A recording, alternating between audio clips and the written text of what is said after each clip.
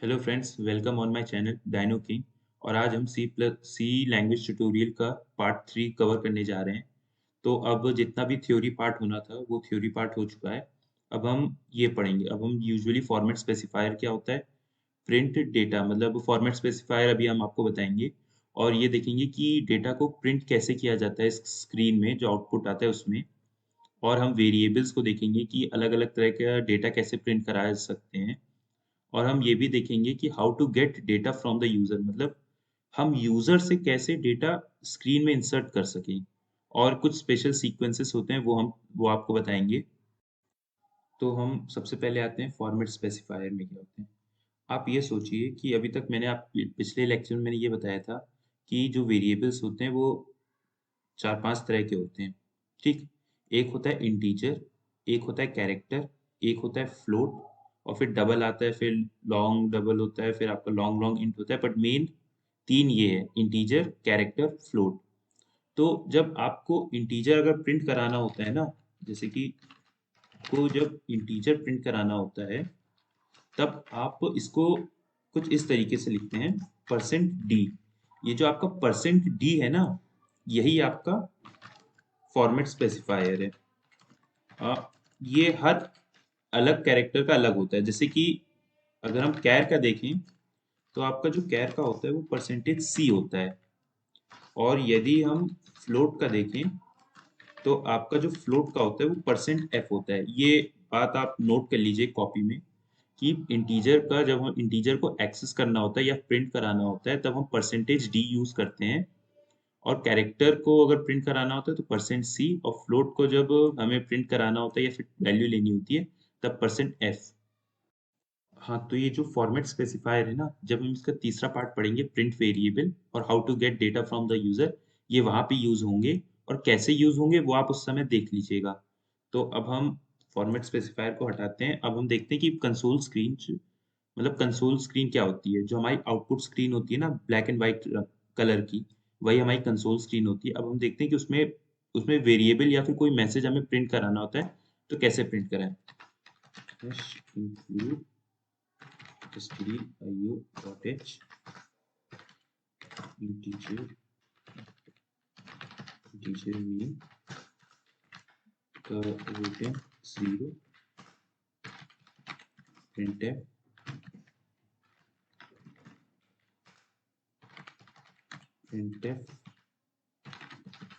hello world। ठीक, अब हम इसको प्रिंट रन कर रहा है। ठीक है, अब ये रन हो गया है। अब यहाँ पे आप देख सकते हैं कि हमारा जो आउटपुट है वो हेलो वर्ल्ड आ चुका है। सो यहाँ पे हेलो वर्ल्ड हो चुका है। अब अगर हम यहाँ पे call printf what is what is your name, हम इसको रन कर रहे हैं कंपाइल।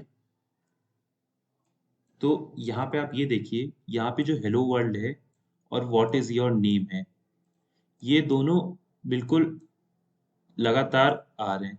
तो अगर आप चाहते हैं कि ये जो व्हाट इज योर नेम है ये अलग लाइन में प्रिंट हुए, तब आप यहाँ पे स्लैश एन यूज कर सकते हैं। स्लैश एन हमारा जो है ये आपका स्पेशल सीक्वेंस का पार्ट है कि स्लैश जो स्लैश एन होता है ना, स्लैश एन का मतलब होता है कि हम ऑर्डर दे रहे हैं लाइन चेंज का,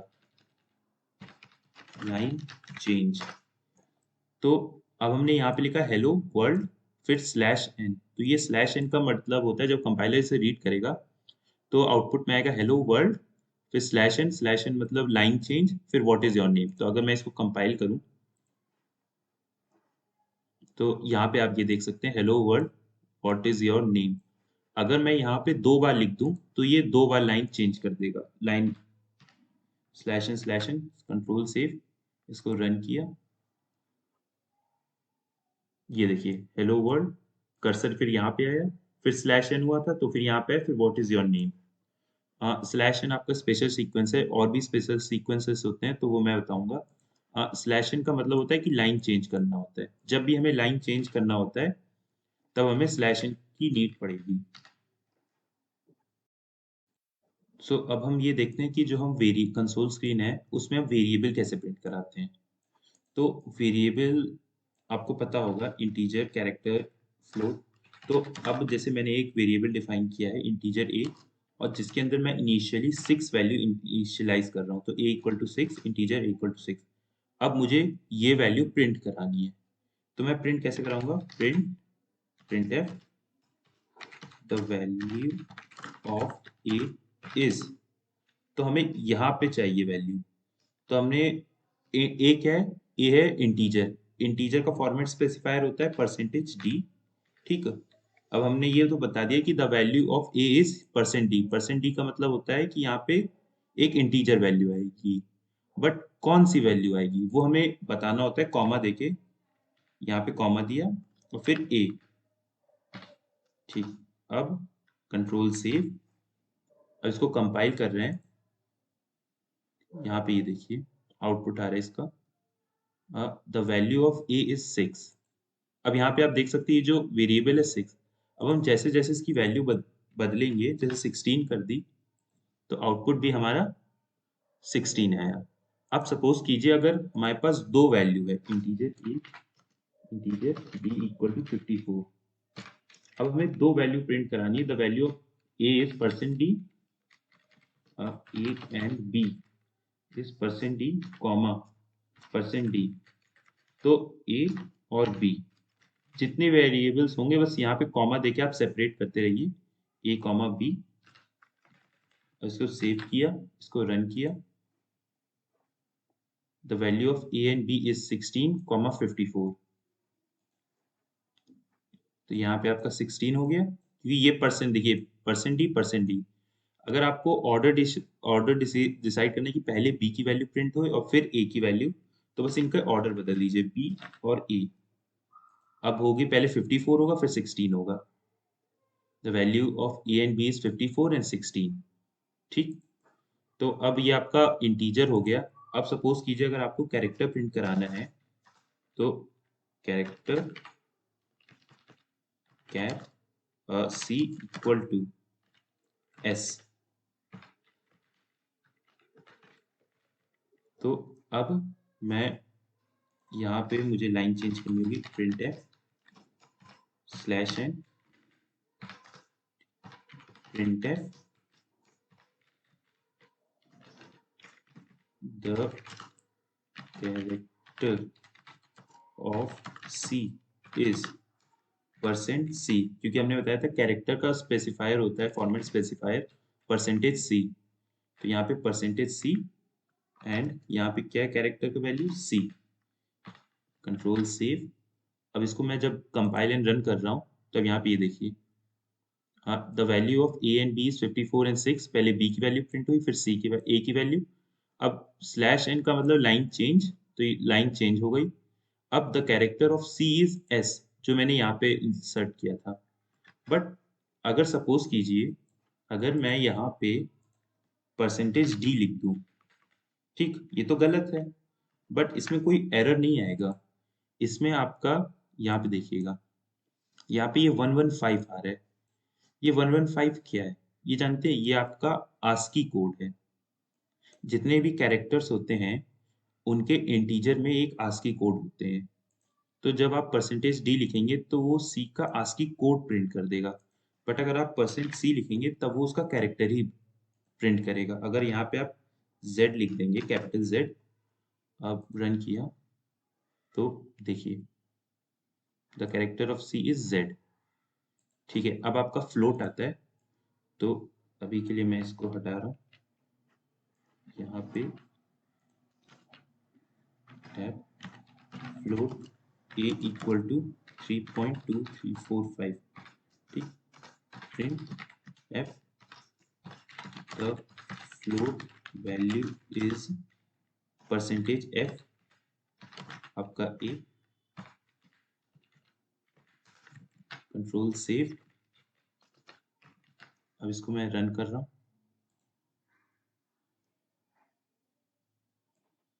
तो यहाँ पे देखिए 3234500।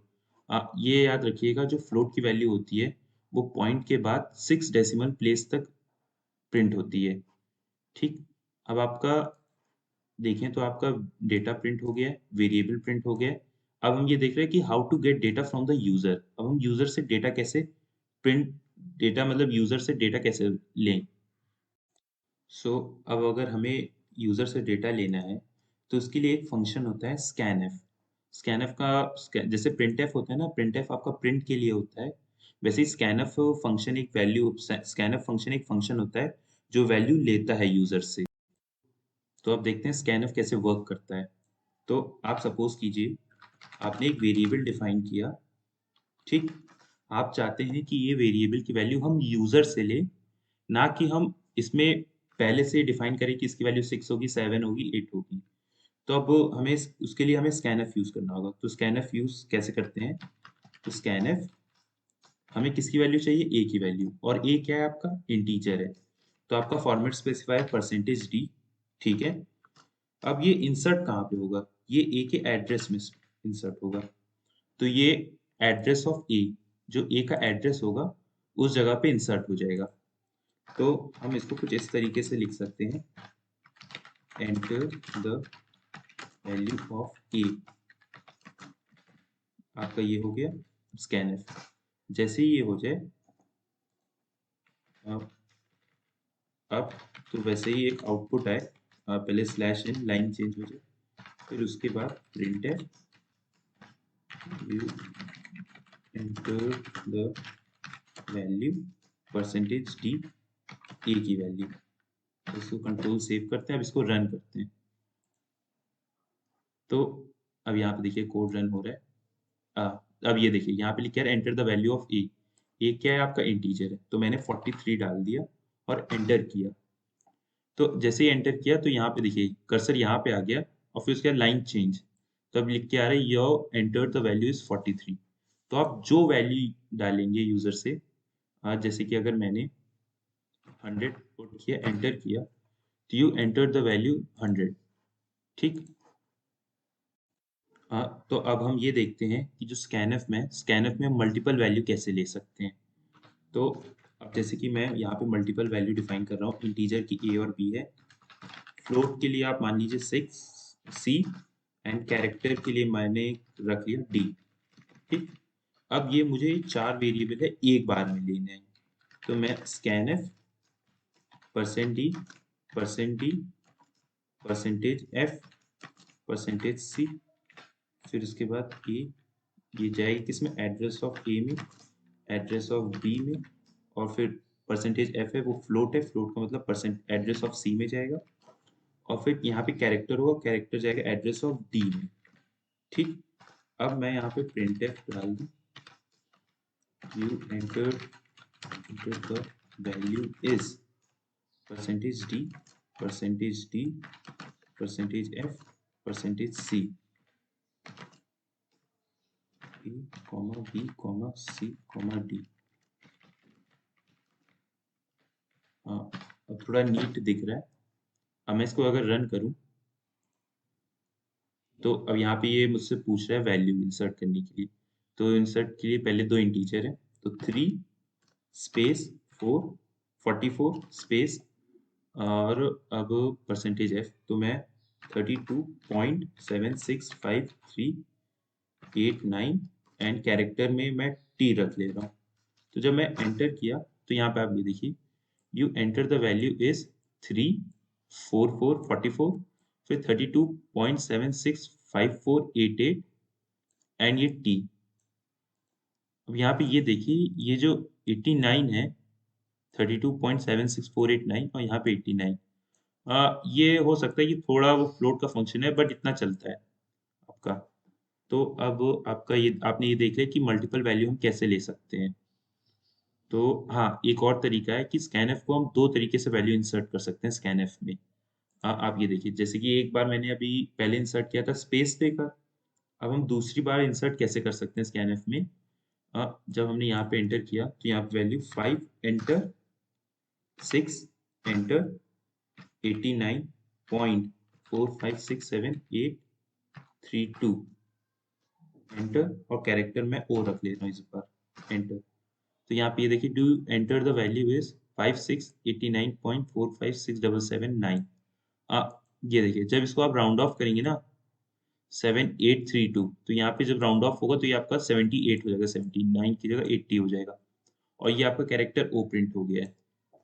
तो यहाँ पे ये थोड़ा कंपाइलर एरर है 456779। अगर आपको एग्जैक्ट चाहिए तो उसके लिए आप ये होता है कि आप डबल यूज करें, फ्लोट की जगह डबल। बट अभी एज अ अभी आप बिगनर हैं तो बिगनर मैं यही कहूँगा कि आप फ्लोट यूज कीजिए। डबल जैसे जैसे टाइम आएगा वैसे वैसे फ्लोट फ्लोट से आप डबल में शिफ्ट होइएगा। तो आपका ये हो गया। तो अब हम स्पेशल सीक्वेंस में आते हैं। जैसे आपने स्लैश एन पढ़ा था ना, जैसे लाइन चेंज करने का, वैसे ही कुछ स्पेशल सीक्वेंसेस होते हैं। जैसे कि आपका स्लैश टी हो गया, डबल स्लैश हो गया, एंड स्लैश आर हो गया, और आपका स्लैश बी हो गया। मैं आपको इम्पोर्टेंट बता दे रहा हूँ, एक स्लैश टी और डबल स्लैश क्या होते हैं, बाकी ये दो आप खुद ट्राई कीजिए। तो अब जैसे कि अगर मैं यहाँ पे लिखता हूँ print RJ slash T Gupta, तो अब यहाँ पे ये देखिएगा, अब जब मैं इसको कंपाइल एंड रन कर रहा हूँ तो ये देखिए जो आउटपुट आएगा, ये जो आरजे के बाद है ना वो स्पेस प्रिंट हो जाएगा। देखिए आरजे एक स्पेस, यहाँ पे ये स्पेस प्रिंट हो रहा है, ये स्पेस एक टैब जितना है, 5 कैरेक्टर का, आरजे स्पेस गुप्ता। अब हम जैसे स्लैश टी है, अब हम डबल स्लैश लें तो डबल स्लैश यूजुअली आपका एक स्लैश प्रिंट हो जाएगा, आरजे स्लैश गुप्ता। जब मैं इसको कंपाइल एंड रन कर रहे हैं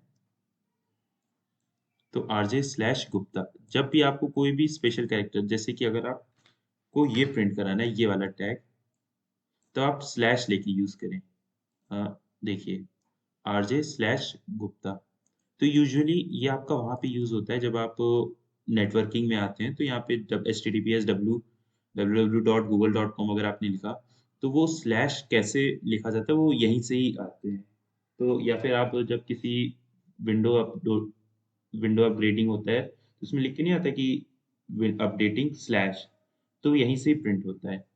और एक स्लैश आर होता है, स्लैश बी होता है, तो वो आप देख लीजिए। एंड हाँ गाइस, अगर आपको ये वीडियो अच्छी लगी देन प्लीज़ लाइक कीजिए, शेयर कीजिए, सब्सक्राइब कीजिए, and thank you very much. Happy coding.